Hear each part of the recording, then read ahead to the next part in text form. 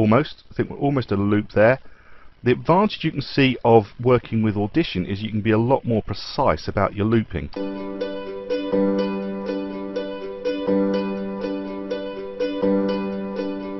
Now that's close enough for a working example. That's pretty much a loop. So what I can do is I can save that loop as a single file and use that as a reference to make sure that I get my in and my outs, so I can do my beginning and end keyframes in After Effects a lot better. So now I've got this little selection. If you right click in the work area bar, you'll see you've got one of them that says copy to new. And if you click copy to new, it's going to take that little sample and put it in a brand new file all on its own. So if you just hit the spacebar again. Yeah, it's pretty close. It's not perfect, but it's pretty close. So what I can do is I can save that one. So if I do File, Save As, and I'm going to stick it into the same folder that I've saved it before. So I'm just going to call it Loop Reference.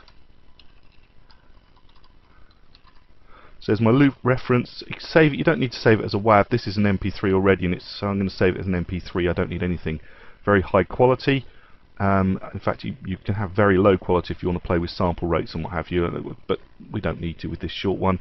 So I click OK, and it warns you that MP3 is lossy, but seeing you're never going to use it, it really doesn't matter. We just click OK, and I can close down Audition. I've got my loop, so I can bring my loop into After Effects. So double click to bring it in.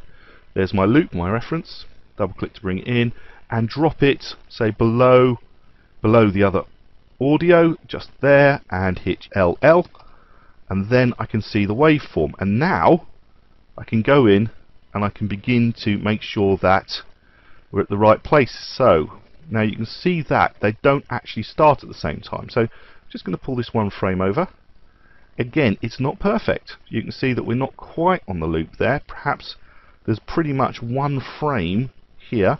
If I go back one frame, perhaps you can see it's not perfect, but I'm just going to go with that one. I can't move. If I try and move the one above, I'm still not going to make a perfect movement, but my in point is there, right at the beginning of the sequence.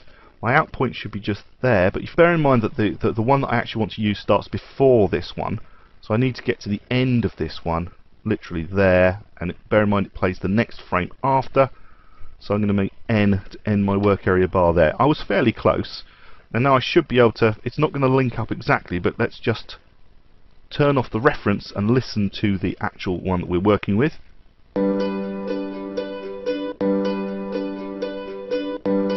Now you can hear actually in After Effects there's a slight pause before it goes back to the beginning, whereas in Audition we didn't really have the same pause. This is what, again,